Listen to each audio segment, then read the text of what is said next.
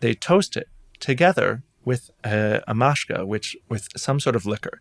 And so the song from 1868 that preceded the writing of Shalom Aleicham's text by 50 years or so, and preceded the production of Fiddler on the Roof by nearly 100 years to the date, is really all about how whiskey is there as we are making our agreements. It's there to celebrate these high points in our lives, and it's also there as we celebrate the memories of those who have passed. And throughout our lives, we have a whiskey, a spirit.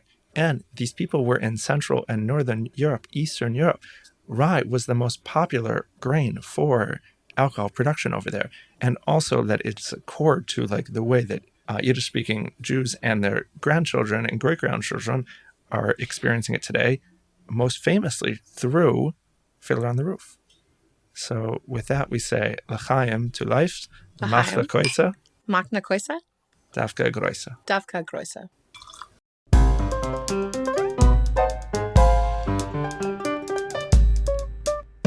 Welcome to Modo di Bere, the podcast about local drinks and local sayings. I'm your host, Rose Thomas Bannister.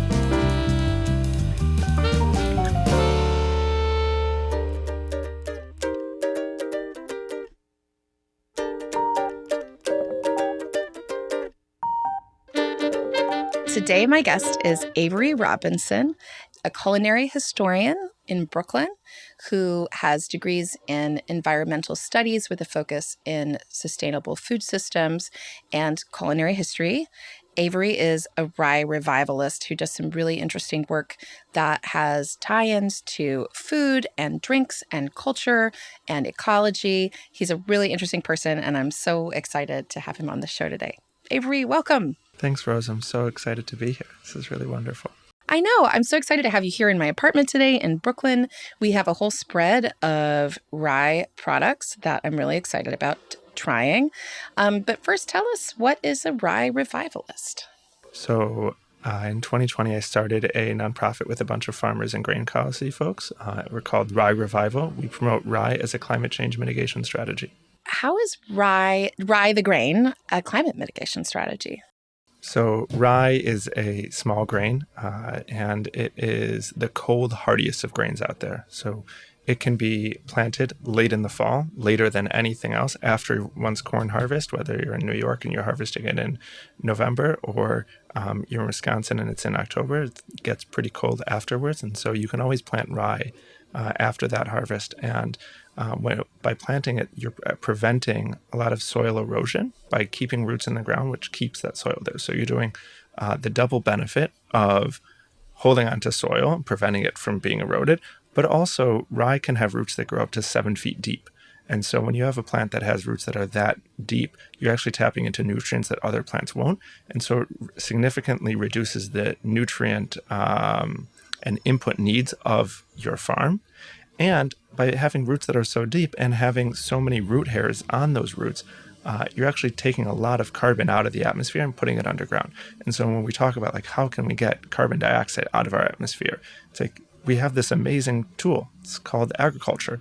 And we can go back to what people have been doing for thousands of years and plant rye as part of a rotation with our other crops to actually make a really regenerative, sustainable, and climate-friendly cropping system. In wine, we talk all the time about deep roots and nutrients and minerals, and that's a big thing with wine vines as well.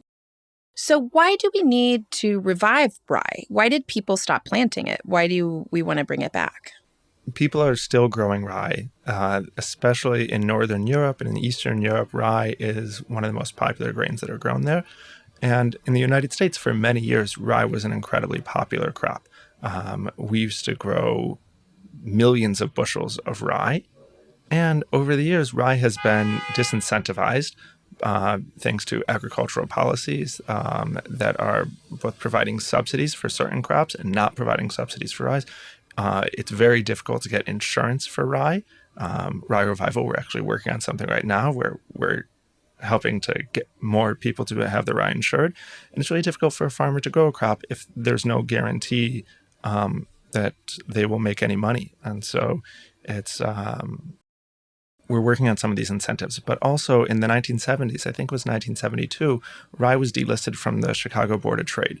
And so it was no longer traded as a commodity. It was seen as like too small of a grain, too small of a crop to actually be recognized as one of the more marketable crops out there. And so as there's been a shift from rye in the agricultural incentives, there's also been a market shift, which is not recognizing rye's exciting opportunities in ways that it fits into many of the products that we are consuming these days, and also reflects a lot of the history where rye used to be the American whiskey. Rye bread was among the more popular breads produced in this country. When we think of Boston brown bread, this like iconic bread from New England, like the Cradle of Liberty area, it's corn, rye, and wheat. And so it was the indigenous American grain. It was the cold hardiest grain, rye, and then it was also wheat that makes that beautiful fluffy bread, and is also much easier to control and trace in a kitchen, and so, or much easier to control and understand. And so there's been a shift away from rye, but there are still bakeries like my own that are continuing to bake rye. There are still distilleries that are producing rye. There are breweries that are making rye PAs. There are people making rye malts. There is a lot of excitement around rye, but it is much smaller. I remember talking with you when we first met a little bit about that history of rye whiskey. As listeners of this podcast may or may not be aware, before I got into wine, I started with cocktails. So basically, I'm a musician. So I was always in bars and also sometimes working at restaurants in between playing music. And I became a cocktail creator. First in the Midwest, and then when I moved to New York, where I then got really into wine and haven't done as much with cocktails in my day-to-day work. But I remember when I was first studying to become a bartender, and I got some books about cocktails. One of the historical stories that drew me to this topic, and let me know, I'm sure you know a lot about more of this than I do, but what I remember was during Prohibition, the East Coast made more rye whiskeys, and then in the Midwest, they made corn-based bourbon. But out here during Prohibition, there was more need for, when a place would close, a distillery would close, someone else would move in. Whereas with more space out in the Midwest, people would just lock the gates and nothing would get put in there. And so the way that I understood it was that rye never really caught up, especially with then you have to wait for the aging so that you can start make money again. So basically the bourbon distillers could start production right away again. And there was this idea about Canada, and they have something they call rye whiskey, but it's really a blend, which is a whole other ball of wax. But I just wondered what you can tell us about that story and the history of rye whiskey in America in general. Yeah, so I'll start with the history of rye whiskey in America, and we'll move towards Prohibition. And so when the first pilgrims and colonists came to North America, they brought with them a lot of grains. They brought with them wheat, they brought with them rye, they brought with them barley, and a host of others. The only native grain to North America is corn. And so they came here and they did not have an existing infrastructure for breweries or for malting or for distilleries. And so they had to create all that themselves. So any distilled liquor in what is today the United States and also in Canada, like all that came from the European traditions. And as people came here, they had a priority, and we still do this today, of what we use our grains for. So wheat, we love it for our baguette, for our pizza, for our pita and our croissant. You can't do that. You can't make those in such a way with rye bread or with rye grain, because rye bread is so dense. We see this in the bread in front of us. There's like no air holes. It doesn't rise. And so rye was often used for animal feed. It was used for a different type of bread. And it was also used as a flavoring agent in liquor. If you were going to make a barley whiskey, you could add rye in there, and it would add a certain type of flavor to it. But you could also just make whiskey or any liquor just straight out of rye because it was growing in different regions, and it was more hardy of a crop. Like we like to say that rye is really scrappy. You can throw it in New England, like terrible rocky soils, and you will get a good crop out of it. You can throw it anywhere, and rye will find a foothold.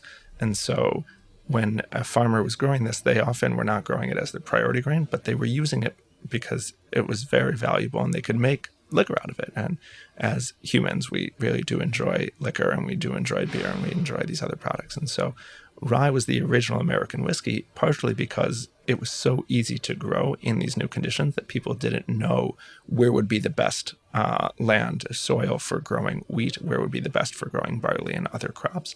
And so if they happened to have rye, and especially rye left over, they could use that in their stills. Moving forward, as we expanded our colonization and acquisition eminent domain of North America and moved into the Midwest, where I'm also from, not from Nebraska, but I'm from Michigan. And as we moved further west, the land that we had available to us to put on under till really expanded. And so Nebraska, in addition to being the home of the corn huskers, also produces a lot of wheat, as do many of the other Great Plains states. And so when you had an abundance of wheat that could come out of those states, as well as other places on the East Coast where they got better in growing their wheat, there was less of a focus on rye for many of these products. And wheat and corn both made a really sweet whiskey. They made really sweet alcohol, where rye is known as having a bit more of a backbone, some bite, and some spice to it. And so if you're drinking a young whiskey, which more often than not people didn't want to make a whiskey and have it sit for 15 or 20 years, they wanted to consume it, they wanted to sell it, they were interested in having those sweeter whiskeys. During Prohibition, a lot of American alcohol consumers did procure their alcohol from Canada, which, as you mentioned, is known for Canadian rye whiskey.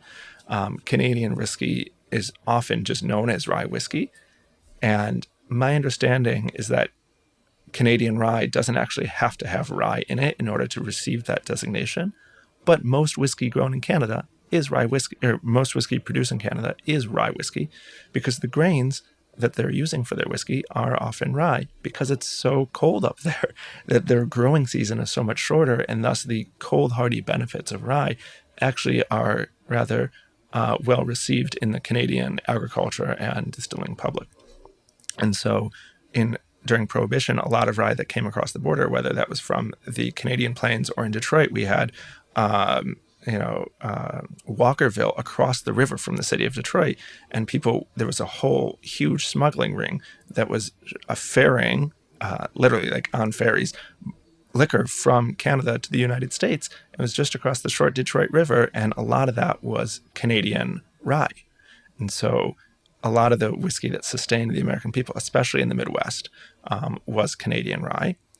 And then you have, as Prohibition trailed off and as American taste shifted, there was a concomitant shift in the whiskey and alcohols that were being produced and preferred.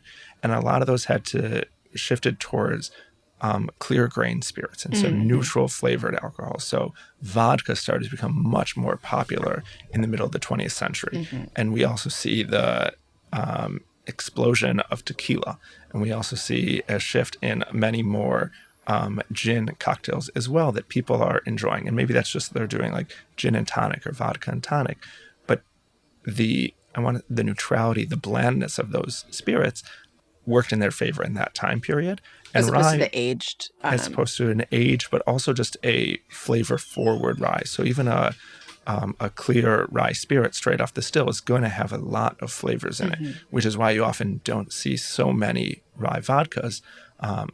And so with that shift of where there was production, or where there was a desire and market demand for liquor, and also with the Green Revolution and the amazing expansion of the production of wheat and other grains, rye sort of fell to the wayside, because the land that people were using for rye, they realized they could just do corn and soy alternations. They could do wheat and corn alternations, something like that.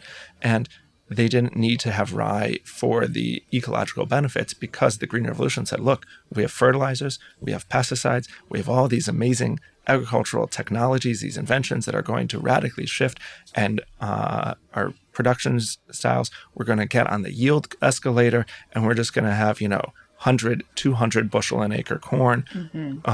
Wheat is going to go through the roof. And that's what happened, thanks to Norman Borlaug and that agricultural revolution. And when that happened, we also moved away from the smaller grains. And we moved away from thinking about farmland as a ecosystem, as part of a green living entity. It became a productive entity. So tell me more about this green, you're calling it green revolution? The agricultural revolution. The agricultural revolution. What time period are we talking about? That time period is starting in the 1930s, but really moving into the 50s and 60s. Like we see that with what's happening with post-World War II excess ammonia and nitrates that we had created for munitions. But we're like, what are we going to do with all this? And it's an amazing nitrogen fertilizer. Yes. I remember hearing from a biodynamic wine advocate named Monty Walden. I should remember who he was quoting, but the quote was that this conventional agriculture treats the earth with hatred and violence. And that's when I first learned about the actually ammunition starting this chemical fertilizer moment. And I found that to be so striking. Like in the organic and regenerative and biodynamic worlds, often the enemies from that agricultural model are the chemical companies, Monsanto, DuPont, and others who made their money and their names during World War II producing like chemicals that became munitions. And now they're producing more of that for agricultural I see. uses. So they wanted to stay in business. Right. I see.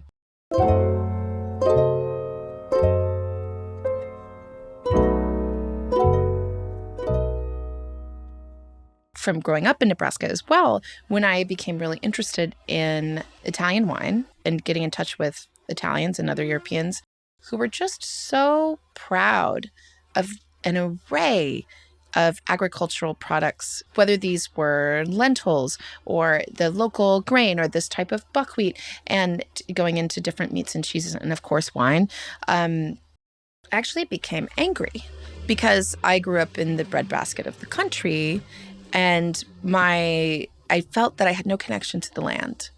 I just remembered these vast fields of corn and soybeans and this monoculture. And, I was also realizing that those were only owned by a very few people. Someone who was in my life when I was a child who, lost their farm and ended up having to work in a feedlot, which is, if you're listening to this in Italy and you don't know what a feedlot is, it's not a nice place for cows. It's a not nice place for cows or people. I just became inspired by this really strong tradition, the history and the land and just this pride in the biodiversity of those places and in the culture of being farmers. And it's something that I never expected to become so passionate and interested in. I thought I was just drinking wine and I wanted to be a sommelier and study those things. But of course, it leads to so many different kinds of cultural fields of study. So I wanted to ask you, what about the whiskey industry? What work have you done with rye whiskey? Segueing from your last Please, comment, I want to acknowledge that drinking, to paraphrase Wendell Berry, is an agricultural act. That when we pick up a glass of wine, that wine is not just an entity that came in a glass bottle, but it was actually something that was grown in the field, that someone tended to that crop. Someone had to intentionally plant that crop. And then through many steps down the way, we have this bottle of wine, hopefully a beautiful bottle of wine. But, even if it's a bottle of $2 Chuck, that is still an agricultural product. And so my work with whiskey producers and distillers is that really when people go to a liquor store and they're confronted with all these options in front of them, and they're wondering, like, how can I square my values with also my desire to indulge this vice and to consume a liquor? Well, where can I meet in the middle? And so when I go to a liquor shop, I actually, without knowing anything about anything on any of the bottles in front of me, if there's a rye whiskey or like a rye vodka, I know that those are actually a very regenerative crop because of the way in which rye grows, because of the way in which rye is a part of an agricultural system, that people grow rye not because they're trying to make money out of it. You can make money out of rye, and we can talk about that. And Rye Revival is happy to help. But really, rye is there to help the agricultural system, to help your farmland, to help heal your land and make all the other crops that you grow in that system better. And so when I see a bottle of rye whiskey, I know that at least 51% of the grain in that bottle is coming from farmlands that are actually thoughtful of what is going on in their land. And when I speak to a distillery, I try and remind them about that, because the grains can tell a story. We see this with third wave coffee, and how you can pick up a bag at a store or at a coffee shop, and there's a story about that farmer, about that particular finca in Costa Rica, or that farm community in Ethiopia where they're actually picking wild cherries, or a community in Java in Indonesia. And so when you get to tell that story of the grain, people start to listen. And I think one of the things that whiskey and the spirits market in general has done is really been to focus on what is the label, and like, why is this so exciting, and who is our like brand ambassador. But my environmental approach is like, let rye be your brand ambassador. Like, I want to know what's happening with this grain, and I think that consumers ought to be aware of this and not just be hidden behind the cellophane veil of this particular opaque bottle. And when you pick up a beautiful bottle of whiskey, there could be only $1 worth of grain in there between the corn, the wheat, the rye, the malted barley, the unmalted barley. There are so little money spent on the actual grains, the product that we are drinking, one of the 4 components of that whiskey. So you have the grain, you have yeast, you have water, and you also have the barrel that it's aged in. And that core component that is the product of our land, we're totally neglecting that. And so if we actually open up a bottle and be like, wow, this was grown on this land, maybe there's a story about that farmer, but maybe there's just an acknowledgement that this actually is grown in this county, this region, this state, or even this country. The United States, we import somewhere around 11 million pounds or bushels of rye a year, which is just a little bit over what we produce locally. And all of the stuff that we import is for production of food products. So whether that's bread, or that's whiskey, or that's malted rye for use in beer and whiskey and other products. And so when we are like thinking about how we can actually make a change, and whether, I mean, this is not to be an America first situation, but like, this is our land that we live on here, and we want to sustain the soil beneath us. And so we get to focus on that. And that's the conversation that I have with our distilleries. And so I've connected with a handful of distilleries here in New York State that have created a particular designation called Empire Rye.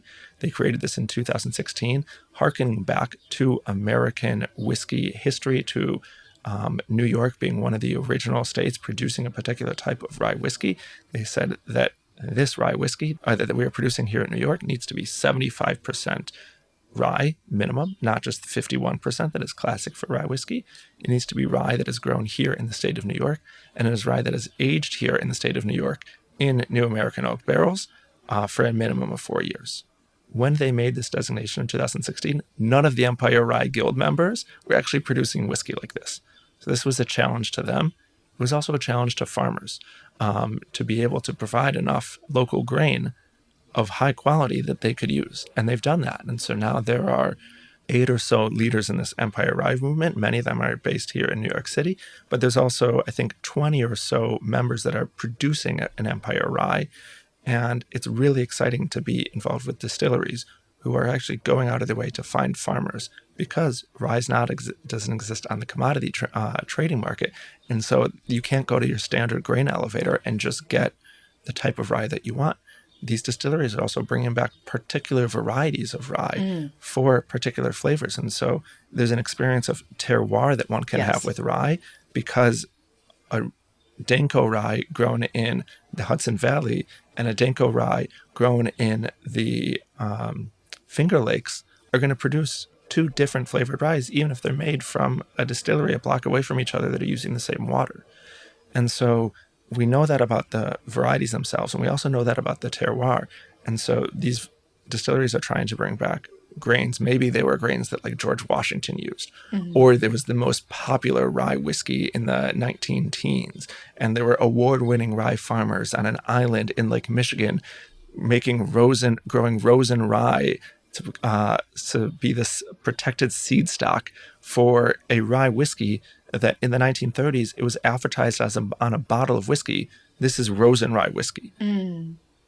I can't imagine a world where, like, before this current moment in the 21st century of someone being like, look, I made this bourbon and I use bloody butcher corn. Like, to say, like, it's actually very particular that people are identifying a variety. And so in the 1930s, we see Rose and Rye. That was marketing cachet.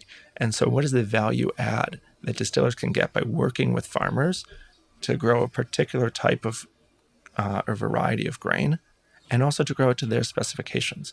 Because again, this is not as public of a knowledge. And so working with distillers, I actually see them connecting with farmers, and they're building these relationships, and those relationships translate to a much more devoted and engaged customer base, because they're there for that story. They're not just like, anyone can go to a liquor store and you can buy a $20, $50 bottle of whiskey. But why should I spend $50 on this one over that one? Well, there's a story there. I can see the passion of the culinary historian in these stories, which are so great, and it makes me want to taste some rye. So you brought a rye for us today. Yeah. Okay. So this rye whiskey that I brought is it's a Texas rye whiskey. It's called Balcones. It's a cask strength rye, and it is a rye whiskey where all of the grain is grown in the Balcones region of Texas.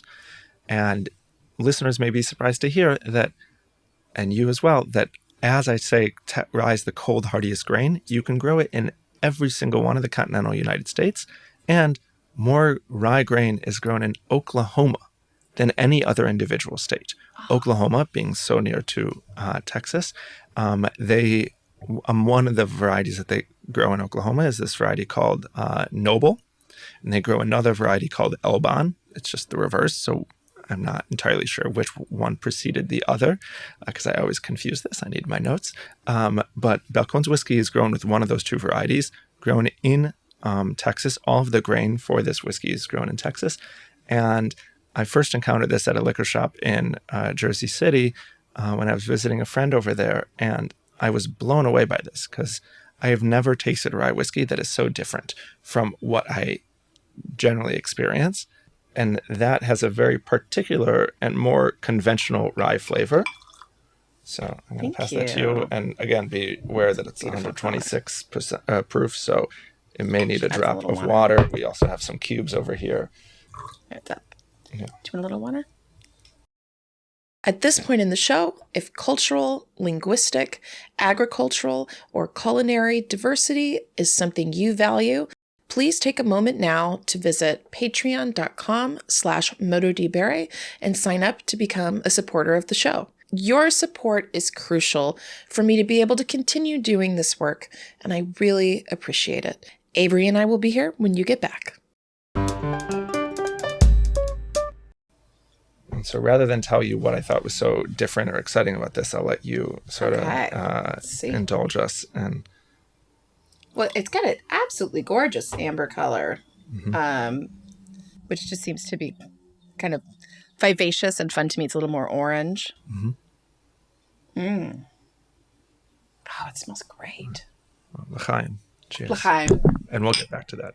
Yes, I know. I like to start the show with some sayings, but I was so excited to. Oh, wow. There's just so much flavor. It's really expressive. It's really delicious. Now, you drink a lot more rye than I do, I think. Tell me what is so special about this one. So most of the time when people are drinking rye, the conventional notes that a flavor that go along with it are like spice. It's like a black pepper clove type of spice. This, and there's many of those other sweet spices that are there. I've had some ryes that have like much heavier vanilla tones. And this rye, what I think is nuts about, what I am nuts about this rye and what I think is crazy about this rye in particular is that it comes with such heavy chocolate notes. Like I'm drinking this and it's almost like I'm having like an oatmeal stout. The finish it's so sweet. Yeah. Yes. Oh, I can't wait to try it with this fruit bread. Yeah.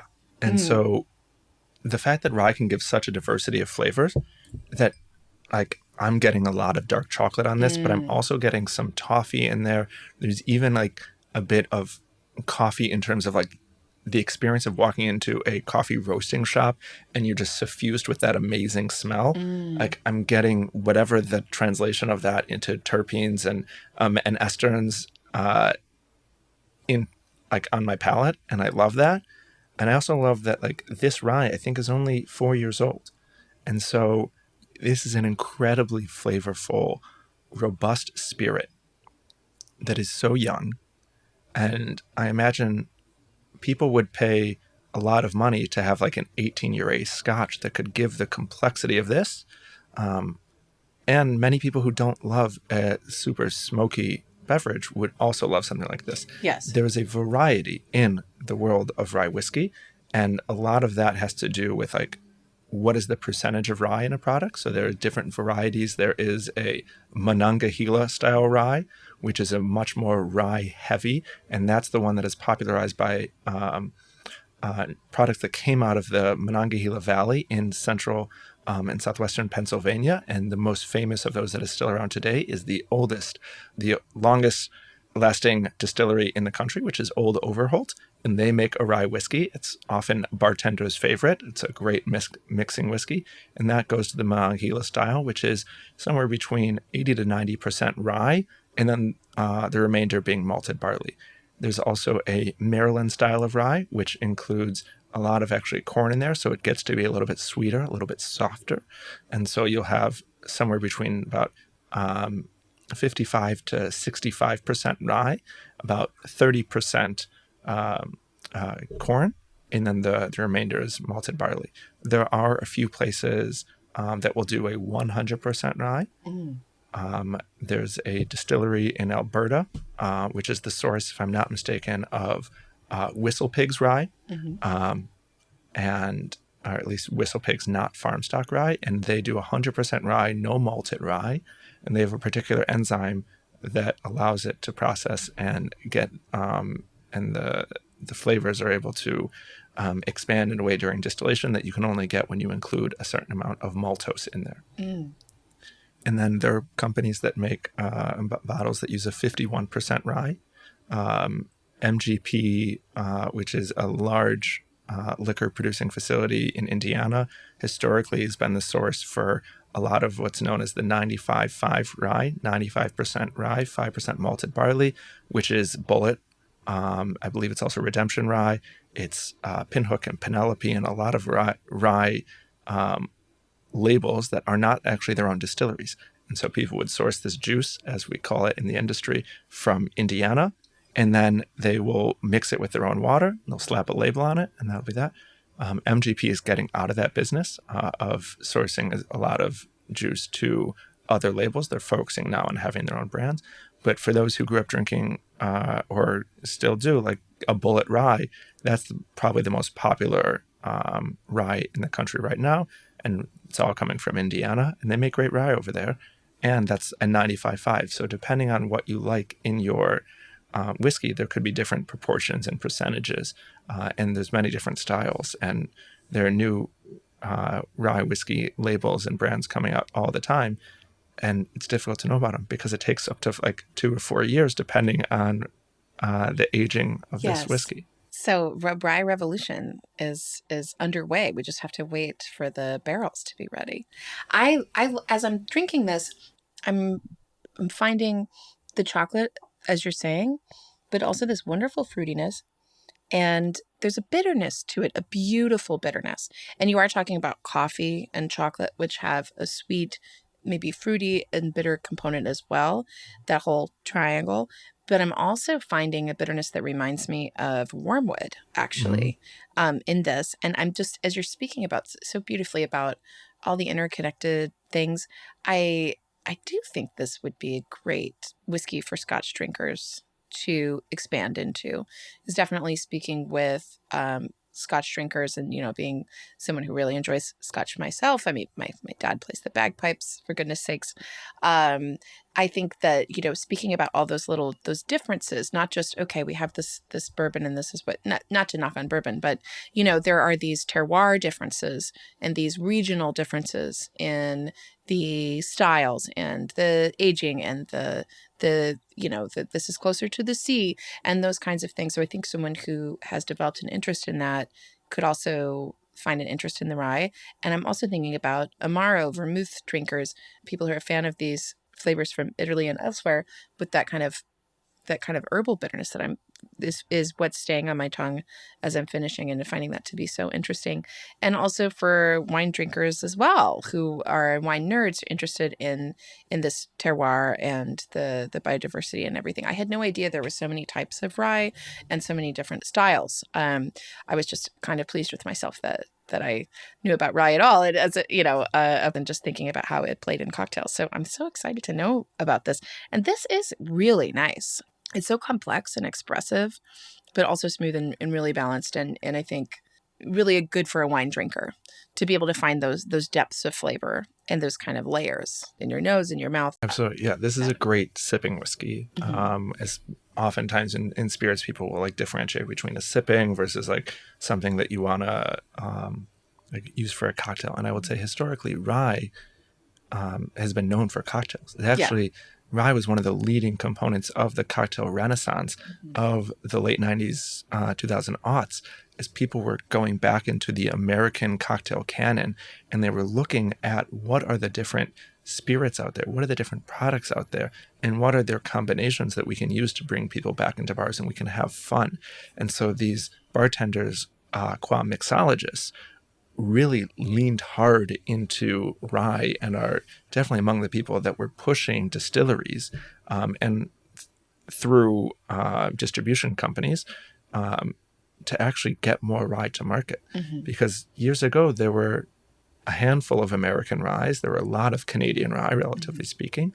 And Old Overholt and like Rittenhouse, they were really like holding down the fort. That has been the classic standby.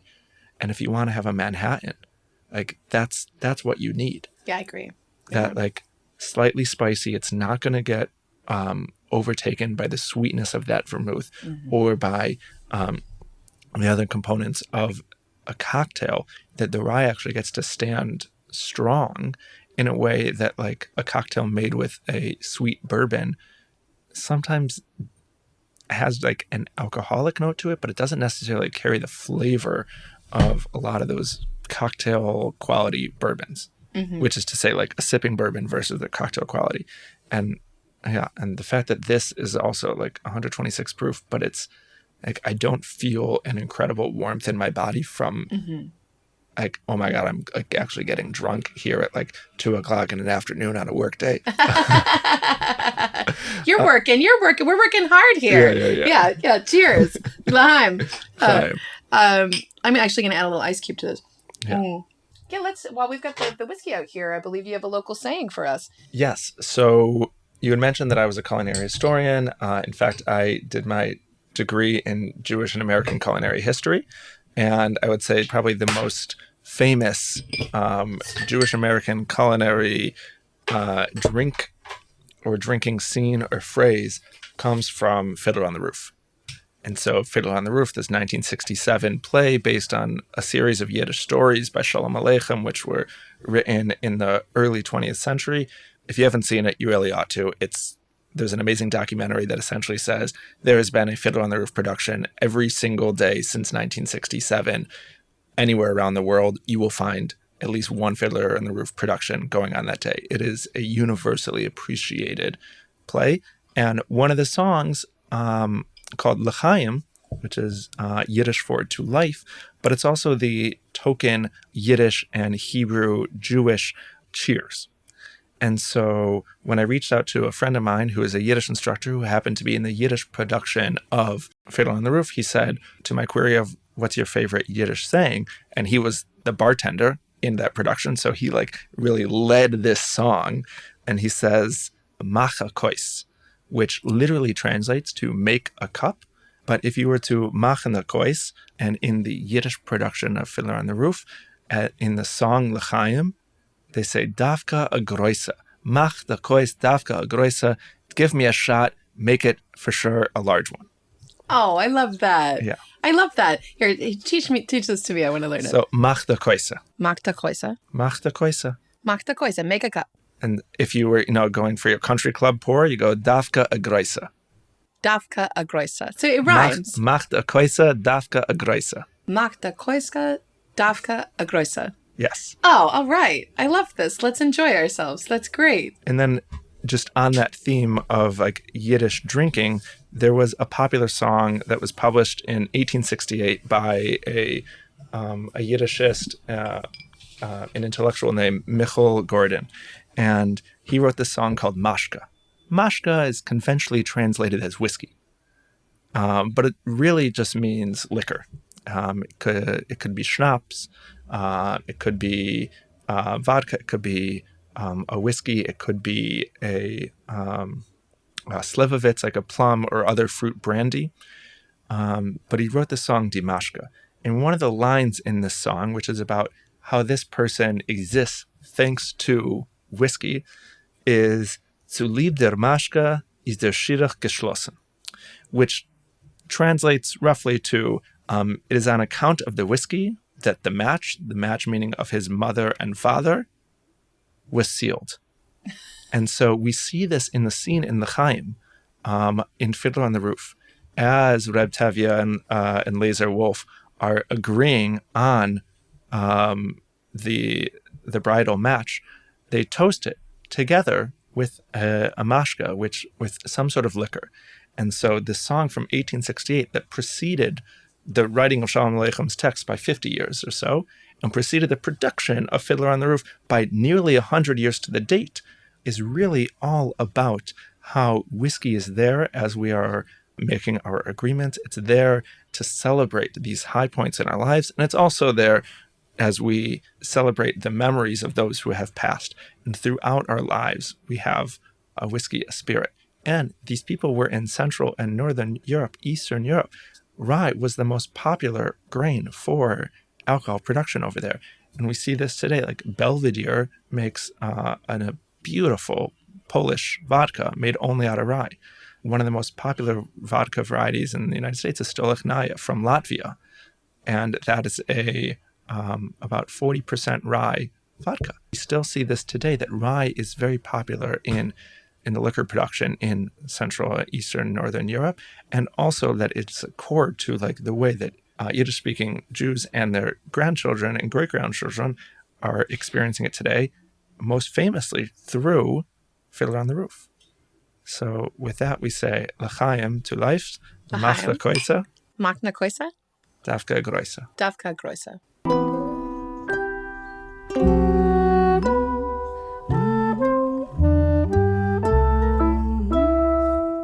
Besides advocating people to farm more rye and use more rye in their distillates and purchase rye whiskey, put it in cocktails, you also have a lot to do with rye bread. And I want to know all about that. And I want to know the story of how you got into this and how you ended up making bread. But I think I might really like to taste it. So tell me in Yiddish, what you have here. Please eat. There are 3 varieties of rye in front of you. The one in the middle of the table is Baltic rye. It's Latvian root maize. It is 100% rye sourdough bread. It takes 3 days to make this bread. There's a little bit of caraway that we chop up coarsely and put in our starter. So we have a starter, and then we also have a scald, and it takes a while to make this bread. And then after it's baked, we still need to wait 24 hours until we can slice into it, because rye, through its own proclivities, just needs to wait. Closer to you, we have what we call our fruit and nut bread. And that one takes the same base rye without the caraway, adds in dried apricots, it adds prunes and raisins, and also hazelnuts. And it's a delicious, fun, sweet bread. I call that my breakfast through dessert, because on its own, or even with a little bit of butter, it can fill in every meal and snack you'd want during the day. Close to me is what we call our Baltic blonde, or in Latvian it's salzgemais, a sweet and sour rye bread. And it is made with more white rye flour, so less whole grain rye. And it's also made with a not fermented rye malt. So both the Rotmais, the Baltic rye, and the fruit and nut are made with a fermented rye malt, which lowers the pH and changes some of that acidity and that flavor that you're getting out of there.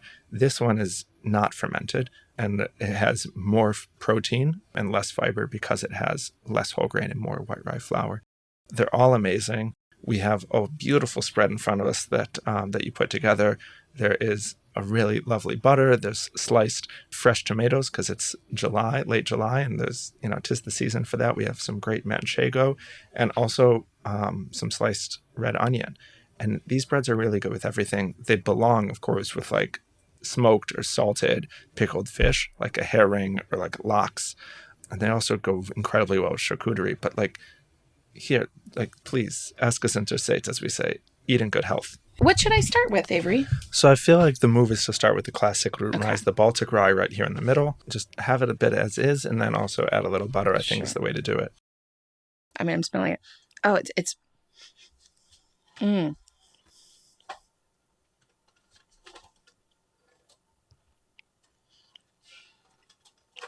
It's super delicious.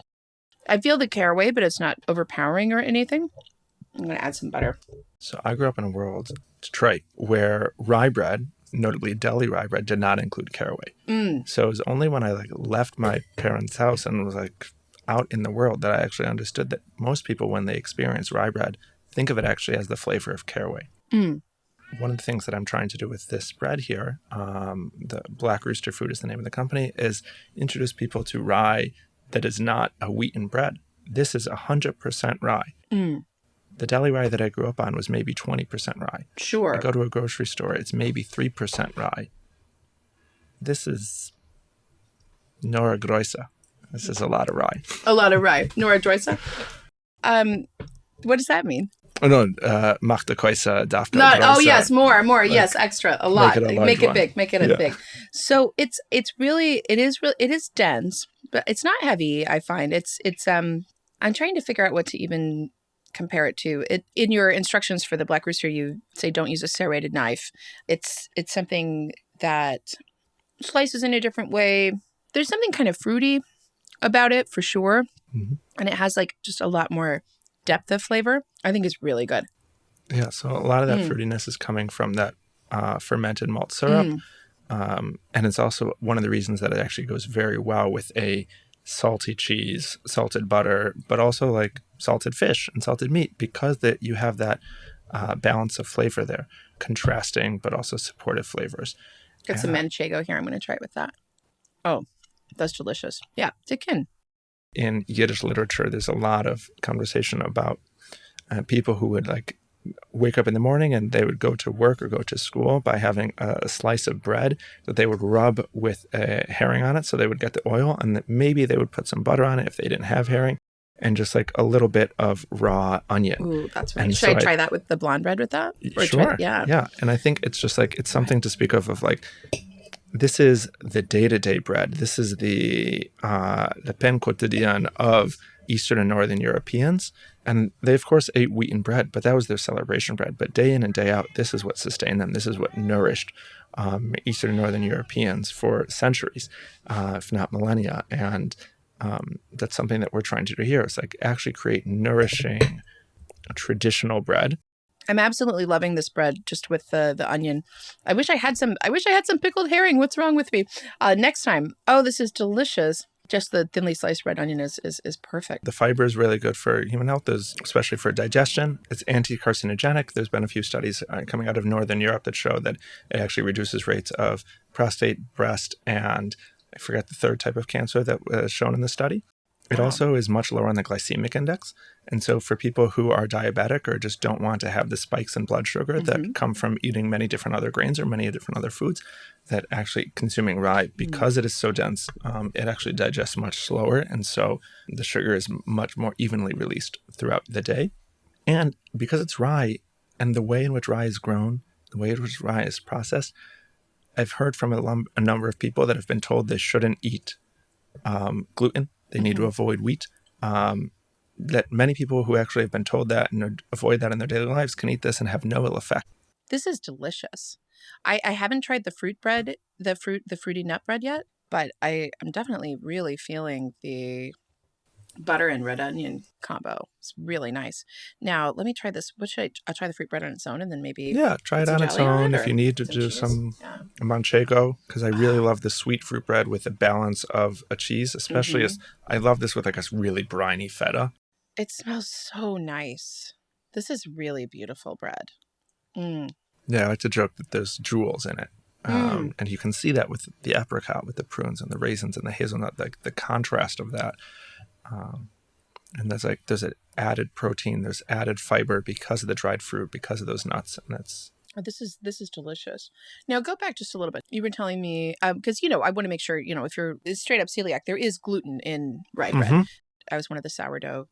I was part of the sourdough craze during a great during craze. COVID. I had an amazing time. I've got to take you over there and show you my flour library. And actually, I was really interested in learning how to do gluten-free baking at that time. And I was actually trying to figure out how to make a gluten-free version of rye using it was just very hard to replicate. And so I was using grains like teff and exploring what I enjoyed about gluten-free baking. It was quite a challenge because with no gluten at all, you really have to put a lot of different things in there to try to mimic that elasticity and rise that you can get from a gluten bread. Gluten really is an amazing substance. With my glutinous baking, which I was also doing, I was really getting into some of these darker breads and these pumpernickel recipes, and my husband really enjoyed them in particular. What I enjoyed about it was the fruitiness. It was this interest, this complexity. And so something I liked about gluten-free baking is there would be all these different kinds of aromas like olives and sweet notes and fruit. And I really got into using teff. So it actually was something that brought me into diversity of grains in general. So I think that rather than being a closed door, there can be a lot of interest. But of course, we're talking about something that is hopefully easier to digest for people, which is great, even if you don't have any kind of health problems. It's also really good for teeth health because it's such a dense bread that it's actually really good for helping children, but anyone help align their teeth. Oh.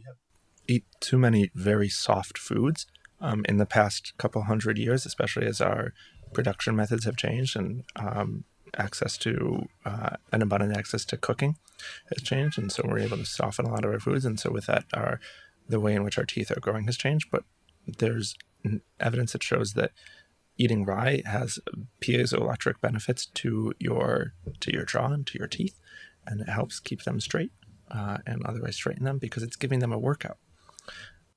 Oh, that's marvelous. Avery, you have to try the fruit bread with the manchego. There. It's an amazing combination. I have to ask I'm twice. really excited about it. Yeah, salty manchego cheese. And so you and I met as I was doing an ancillary bread demo to a whiskey demonstration, just to help people understand what was happening in that whiskey and why it was different to other things on the shelf. I came with a whole package of rye berries, the seeds that are the fruit of that grain that we use to make whiskey, that we use to make bread, and talking about how this is a really great counterpoint to that whiskey. Also, as like an alternative to what you can bring to your charcuterie platter. If you wanted to do a wine and cheese tasting, you slice up this bread. It slices up very easily with a sharp, straight-edge knife. It allows you to focus on everything else, but it complements because there's actually like a little bit of flavor there that, as we're talking about with this manchego, with these onions, with this butter, it actually like amplifies the bread. But the bread is definitely not overpowering any of this. And I was really excited to try this wonderful fruity, complex, chocolatey, bitter, herbal whiskey with this with the bread with the fruit and the nuts in it. It's a nice experience, I have to say. I think this is nice, kind of in between a bread and a cracker almost. It's not big and fluffy. It is something that I think supports your charcuterie elements really well. It's not quite as crunchy and hard as a cracker. It's very sturdy and it keeps for a long time, doesn't it? Keeps for a very long time. 4 weeks on the counter in a plastic bag, 4 months in a refrigerator, 4 years in a freezer. Yeah, but no, it lasts for a while. But also you can slice it up thin and toast it as a cracker. So this way you can have bread. And also if you wanted to have a cracker, if you wanted to have that crunch, just put it in a toaster or like put it on a baking sheet in the oven type of situation. It's so nice. I've mentioned this in another interview.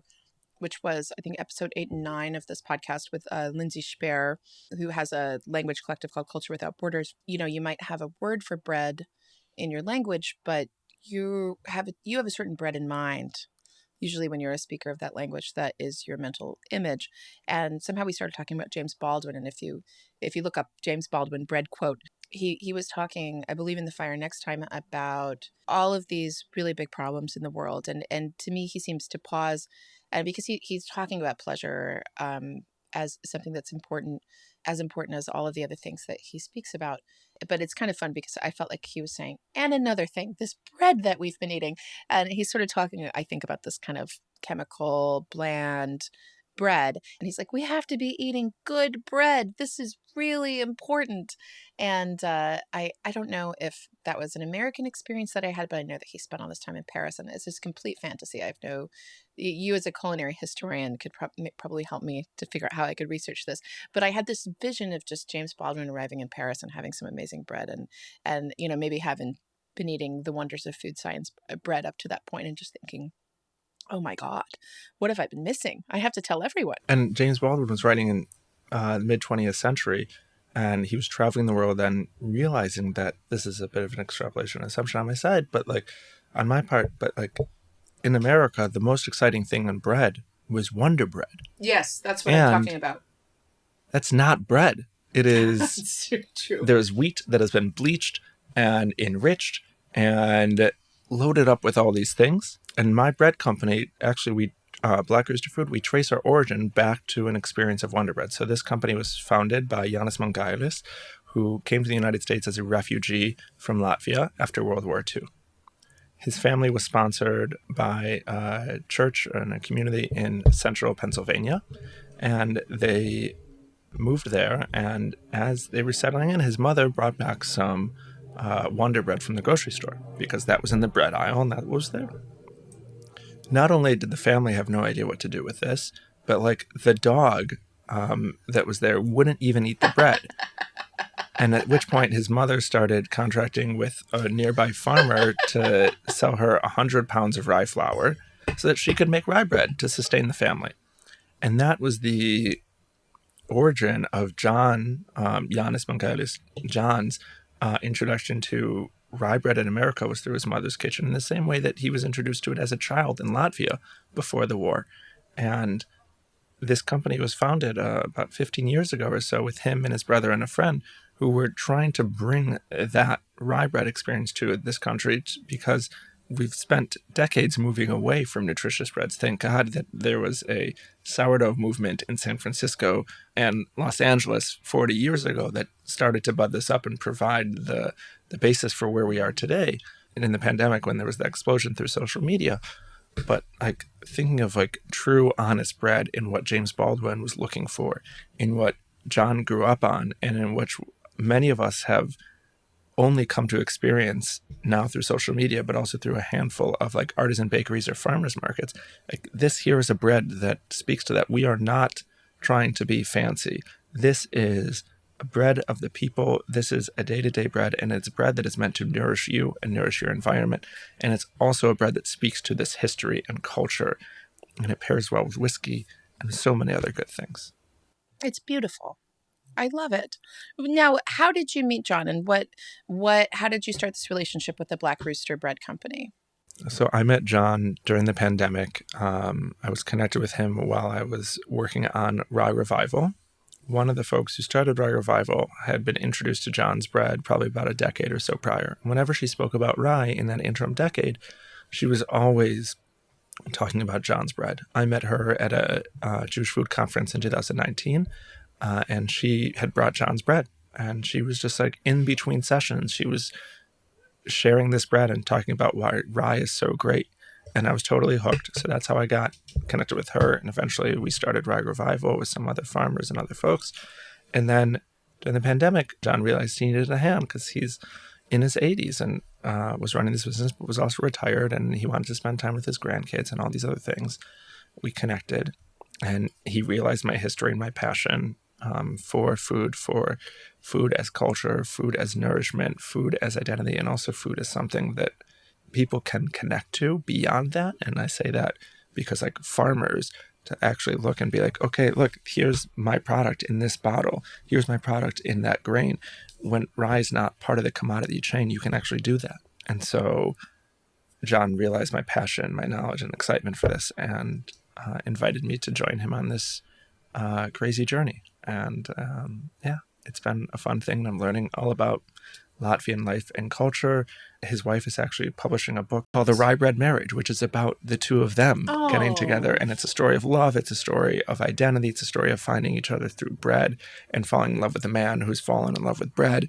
And like, here I am, literally in the epilogue, talking about Rye's next steps.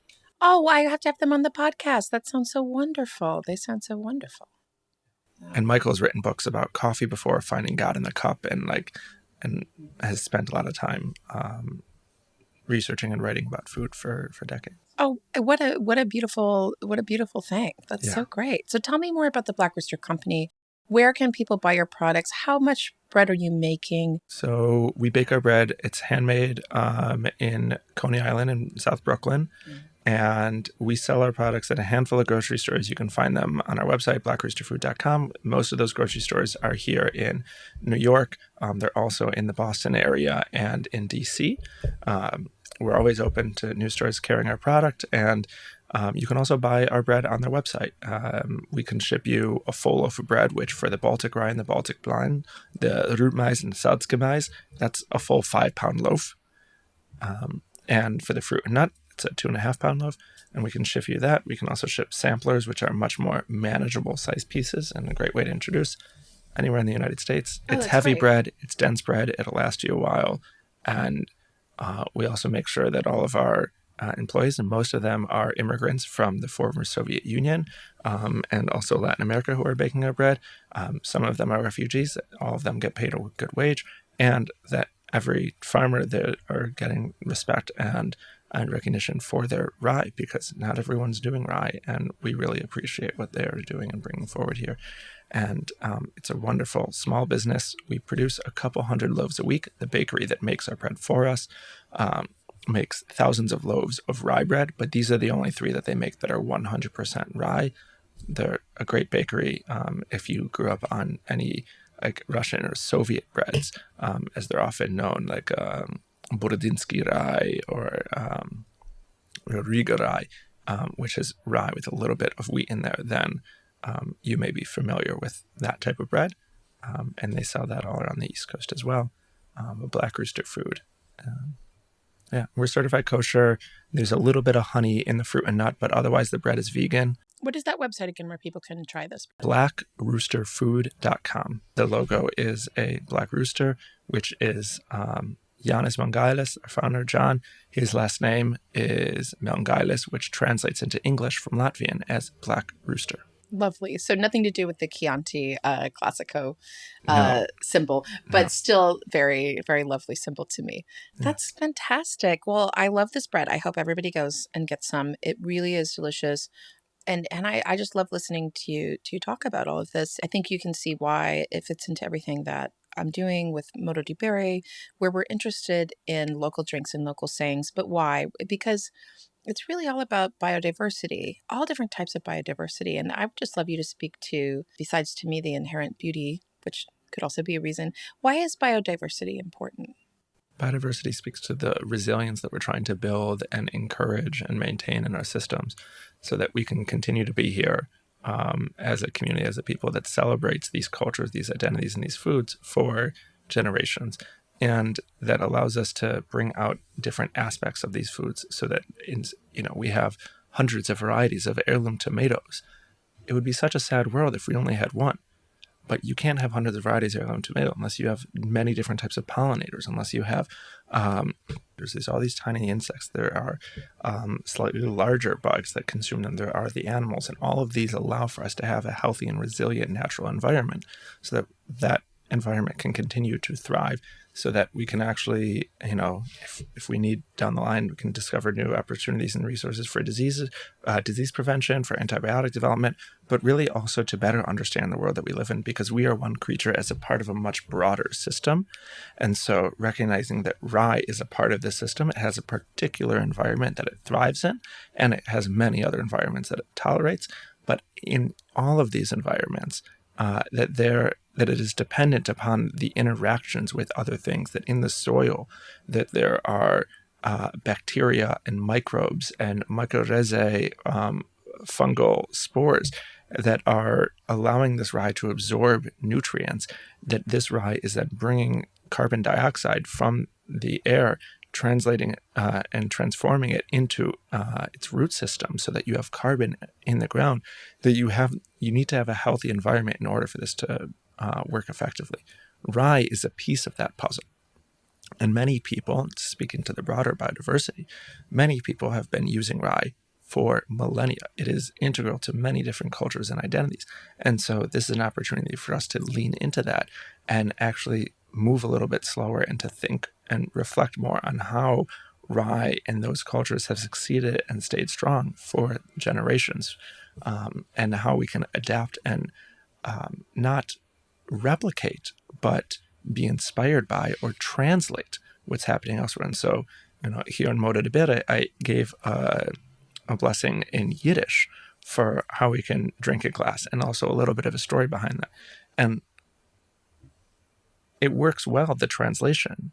It won't give every meaning that is part of that phrase of l'chaim or machta koisa, but it's enough for us to understand that, in the same way that rye is a part of this whole biological system. And so we get to understand rye as a bread and as a drink, as a plant. And that plant exists in conversation with other plants. It exists in conversation with farmers, and also exists in conversation with birds and bugs and water and air. And when we are eating rye, we become much more conscious of that, largely because we're not eating air. We actually are aware of this bite that is happening with this rye bread, that there is a chew there. I like to think of rye as being a much more thoughtful grain. I love all grains. I love the teff rye wheat bread that Mark Furstenberg makes at Bread First in DC. And teff is the warmest grain out there. If rye is the cold hardiest, teff is the heat hardiest. And both of those get to be in conversation with each other in that loaf. And all small grains get to be in conversation, and also larger grains too. And we get to, as we think about rye, it gives us an opportunity to think about the food system much more broadly, and to toast to that, and to toast of ways that we can be doing this better, we can be doing this smarter, and that we can be doing so in a way that we don't feel bad about our decisions. And that's a really wonderful thing. Thank you so much, Avery. And thank you to all of our listeners. Wherever you go and whatever you like to drink, always remember to enjoy your life and to never stop learning. Follow Modo di Bere on YouTube, Instagram, and TikTok for even more unique and encouraging drinks and language content. If you would love for the show to continue and grow, support Modo di Bere on Patreon and unlock bonus episodes. Find out more at mododibere.com, where you can also sign up for my newsletter. Music for the podcast was composed by Ercilia Prosperi and performed by the band O. You can purchase their recordings at oumusic.bandcamp.com.